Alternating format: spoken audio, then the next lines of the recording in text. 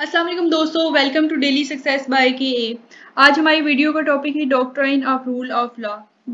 ये जितनी मैं वीडियोस बनाती हूँ ना, सारे टॉपिक्स बहुत इंपॉर्टेंट होते हैं। अगर आप मैं इसके ऊपर ज़ाहिर प्रॉपर आपकी प्लेलिस्ट आपके लिए तैयार की हुई है।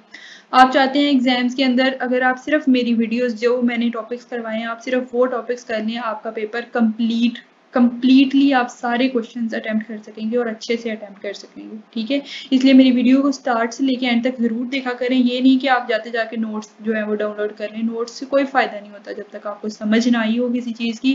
नोट्स का कोई फ़ायदा नहीं है, मैं बार बार ये बात कहती हूँ। Doctrine of rule of law आज हमारा टॉपिक है। आउटलाइन आपके सामने है। चीज़ों को आप गौर से समझा करें। नहीं समझ आती कोई चीज़ कमेंट सेक्शन में आप बार बार पूछें, मैं आपको बताऊंगी जो जो आपने पूछना है, आपको जो जो चीज़ क्लियर नहीं हुई है। ठीक है, और लिंक लॉक करने का मकसद ही ये होता है कि आप वीडियो कंप्लीट देखें ताकि आपके सारी कॉन्सेप्ट क्लियर हो और एट दी एंड अगर आपके पास कोई फिर क्वेश्चन रह गया तो वो आप पूछें। ठीक है, और फिर उसके बाद आप नोट्स डाउनलोड करें, उसका फ़ायदा होता है। ऐसे ही जाके नोट्स डाउनलोड करें, उसका कोई फ़ायदा नहीं है आपको। ठीक है, अभी हम देख लेते हैं कि इस वीडियो के अंदर आपने चीज़ें जो जो डिस्कस करनी है।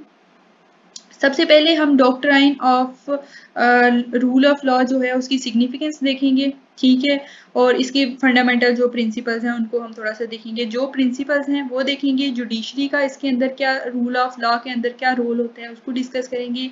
और जो गवर्नमेंट की पावर को लिमिटेशन है उसको हम डिस्कस करेंगे कि वो क्यों ज़रूरी होती है। ठीक है, फिर लीगल सर्टेनिटी और प्रिडिक्टिबिलिटी, ज़ाहिर है आपके पास रूल ऑफ लॉ ये दोनों चीज़ें लेके आएगा और वो किस तरह से लेके आएगा उसको हम डिस्कस करेंगे।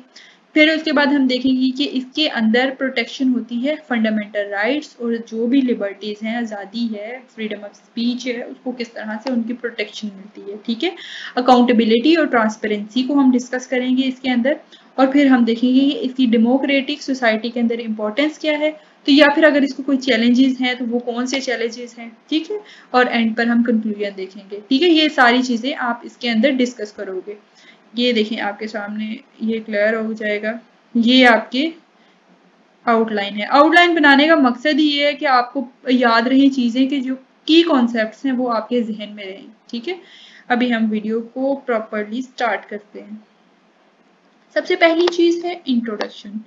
इंट्रोडक्शन डॉक्ट्राइन बेसिकली है क्या? डॉक्ट्राइन ना, ये फॉर एग्जांपल ये प्रिंसिपल्स हैं, ये सेट ऑफ रूल्स हैं, 1 रूल, 2 रूल, 3 रूल, 4, ये आपके पास 4 रूल्स हैं। ये डॉक्ट्राइन आपका शो करता है कि ये सेट ऑफ रूल्स हैं। ठीक है, doctrine of rule of law है जो आपके प्रिंसिपल्स हैं, जो आपके रूल्स हैं, जो आप फॉलो करोगे। ये प्रॉपर आपके पास doctrine of rule of law है। ठीक है, आपका एम्फेसिस करेगा कि आपकी सोसाइटी के अंदर फेयरनेस रहे, आपकी सोसाइटी के अंदर जस्टिस रहे। आप अवाम है या फिर कोई गवर्नमेंट का कोई सरकारी मुलाजिम है, सब जो हैं वो जुडिशरी के सामने जवाब दें।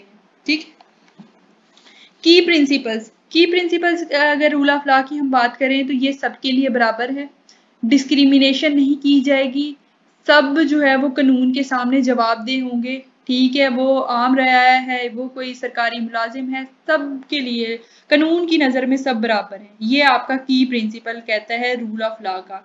अब जुडिशरी का रोल क्या होता है? जुडिशरी का रोल ये होता है कि उसने देखना है कि rule of law properly apply हुआ है या नहीं हुआ।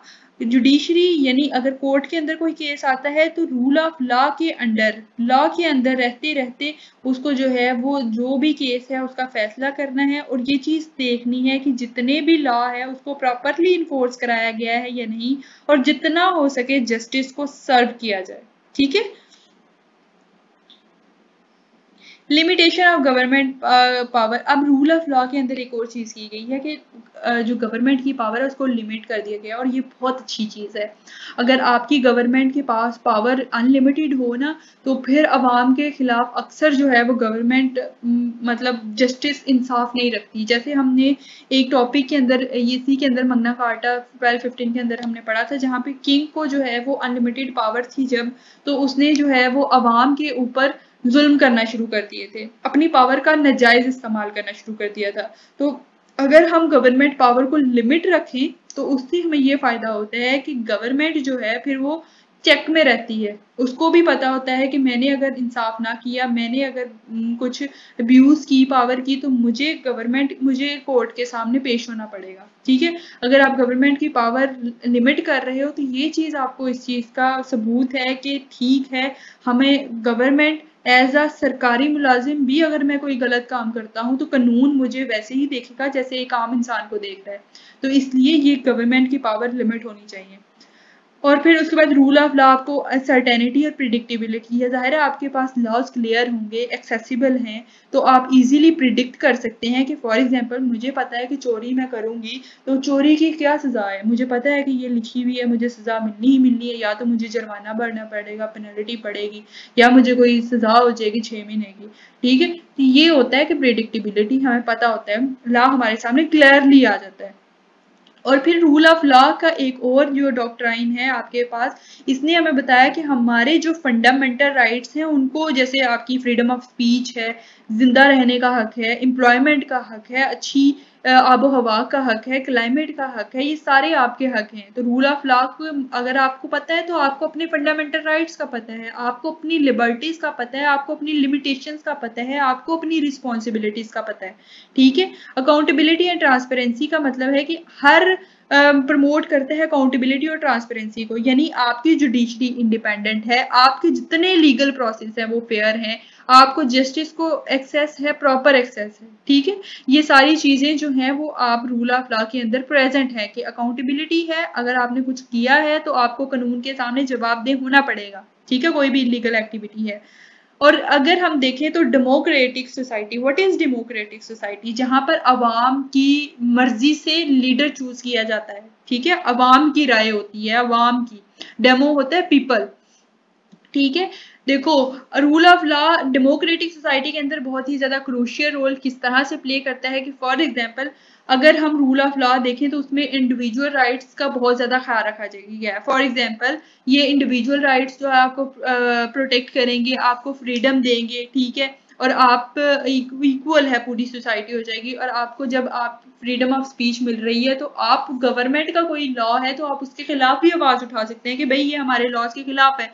ठीक है, इम्प्लीमेंट करेंगे आप, फॉर एग्जांपल आप इम्प्लीमेंट चैलेंज ही हो सकता है आपके, आप लॉ को, रूल ऑफ लॉ को अगर इम्प्लाई कर रहे हो, इन्फोर्स करा रहे हो, तो आपके इंस्टीट्यूशन जो एग्जेक्टिव आपका इन्फोर्स करा रहे हैं उनको स्ट्रांग होना चाहिए।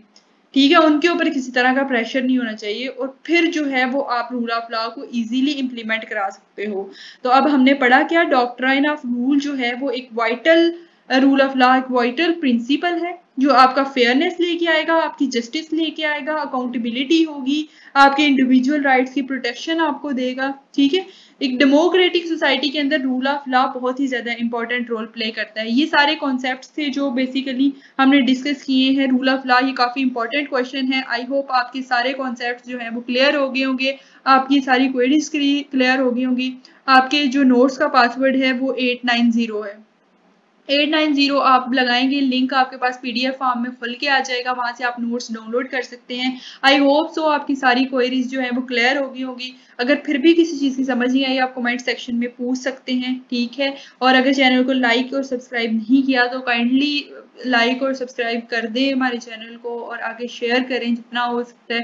ठीक है, नोट्स बनाने में बहुत टाइम लगता है, हमें आपसे बस ये सब्सक्रिप्शन चाहिए और एक लाइक चाहिए। ठीक है, और कमेंट सेक्शन के थ्रू आप हमें बताएं आपको वीडियो कैसी लगी है, नोट्स कैसे लगे हैं। आप अपना तब तक बहुत सा ख्याल रखें। अगली वीडियो में हम मिलते हैं जिसके अंदर हम जो है वो नेक्स्ट टॉपिक डिस्कस करेंगे इन डिटेल। तब तक के लिए अल्लाह हाफिज।